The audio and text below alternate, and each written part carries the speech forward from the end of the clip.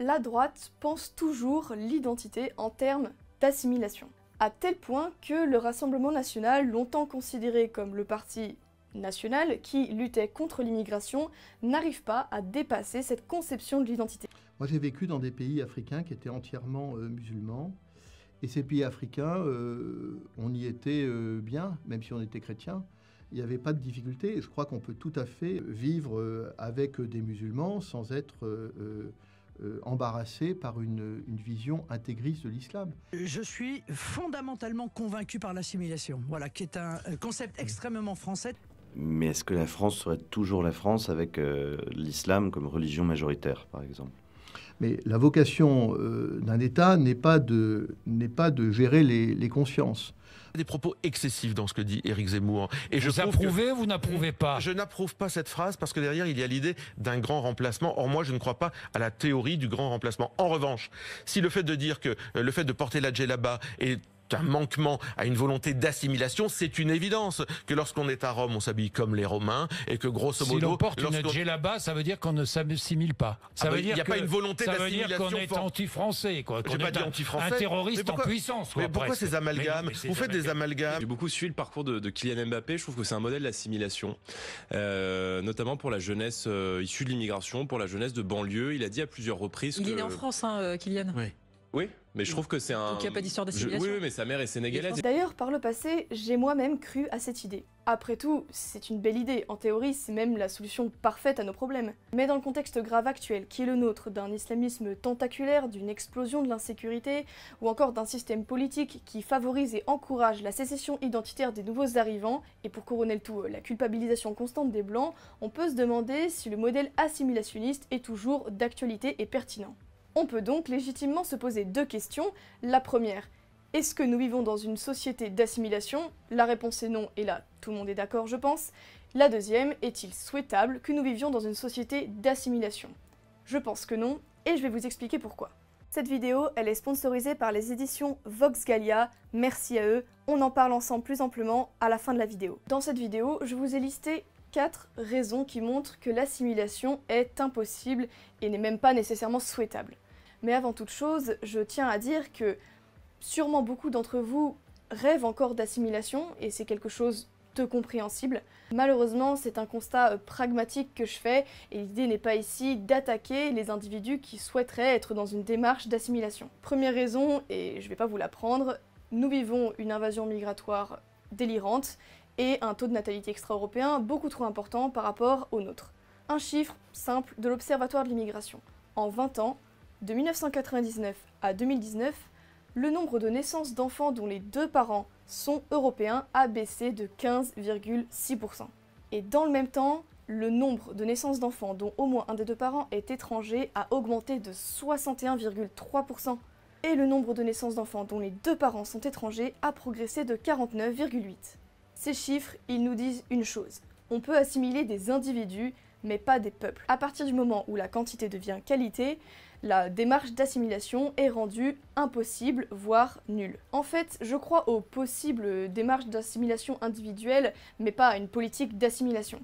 En effet, si on prend un individu isolé et qu'on l'extrait de son groupe, on peut l'assimiler, mais à partir du moment où celui-ci est au sein d'une communauté, eh bien ça devient tout simplement impossible. Donc pour être plus clair, le problème, c'est pas votre pote maghrébin ou je ne sais quoi assimilé avec qui vous vous entendez bien, ce sont les masses qui arrivent chaque année sur notre sol. Mais non seulement les nouveaux arrivants, on parle aussi d'individus qui sont là peut-être depuis 1, 2, voire 3 générations et qui constituent des communautés extrêmement soudées à fort sentiment d'appartenance identitaire sur lesquelles l'État ou la société n'ont plus prise. Deuxième raison qui explique que l'assimilation n'est plus possible aujourd'hui, c'est que les individus qui arrivent sont de civilisations radicalement différentes. Et même, certains ont un passé colonial avec nous et entretiennent une véritable haine à notre égard, à celui de notre peuple et de notre civilisation.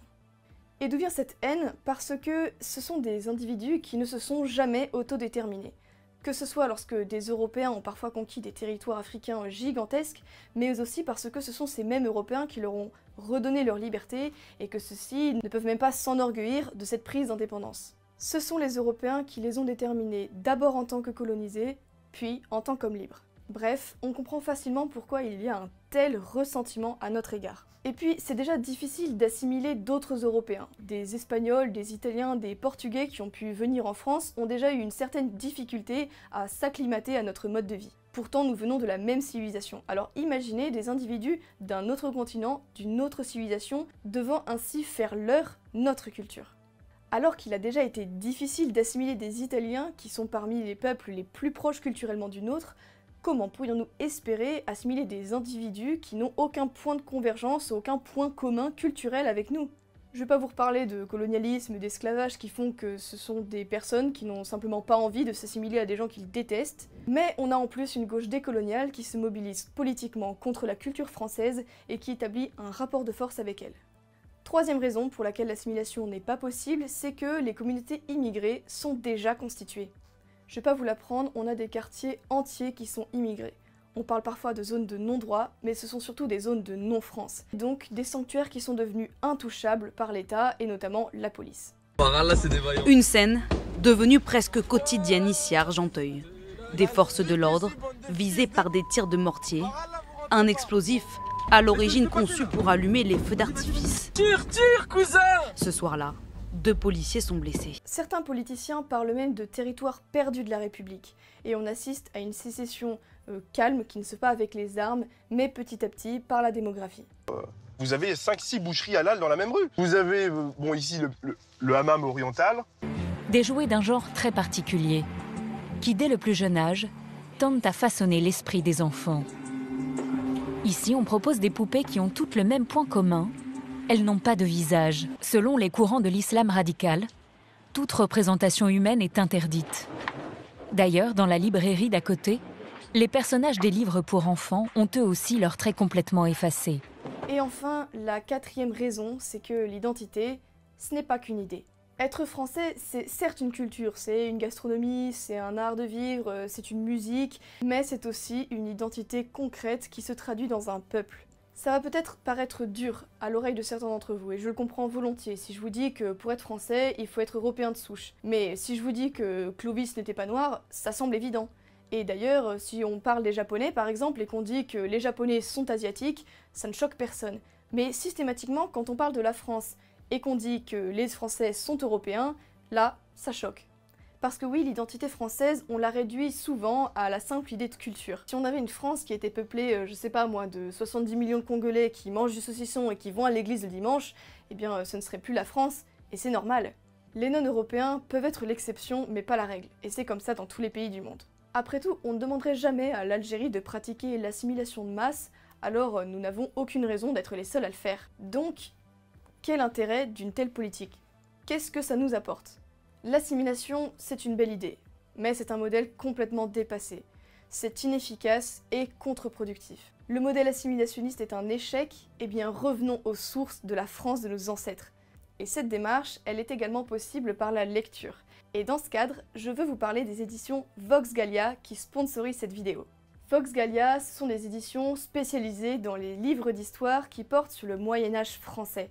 Redécouvrons notre civilisation chrétienne grâce à la lecture de la vie de Saint-Rémy, de Saint-Louis ou encore de grandes figures de notre histoire comme Godefroy de Bouillon ou encore Bayard. Et pour toute commande, les éditions Vox Gallia vous offrent les frais de port avec le code PATRIE. Ils veulent nous déraciner? Eh bien réenracinons-nous. Finalement, si on pense en termes d'identité, il faut définitivement tourner la page de l'assimilation et admettre une réalité simple, celle que le XXIe siècle posera des défis démographiques majeurs à notre pays. Nous ne sommes qu'au début du phénomène d'immigration massive et de ses conséquences. Nous devons donc nous adapter si nous voulons protéger notre culture. Même si c'est difficile à accepter, la seule solution, c'est la remigration. J'espère sincèrement vous avoir convaincu ou au moins fait réfléchir sur l'assimilation et accepter que c'est un modèle dépassé et qu'aujourd'hui il faut penser en termes de remigration. Mais non seulement de remigration, surtout d'affirmation. L'idée, c'est d'arrêter de chercher obstinément à ce que l'autre nous ressemble, mais de devenir véritablement ce que nous sommes. Affirmons-nous est le mot d'ordre de notre génération pour que nous puissions enfin, comme le disait Nietzsche, vivre en européen.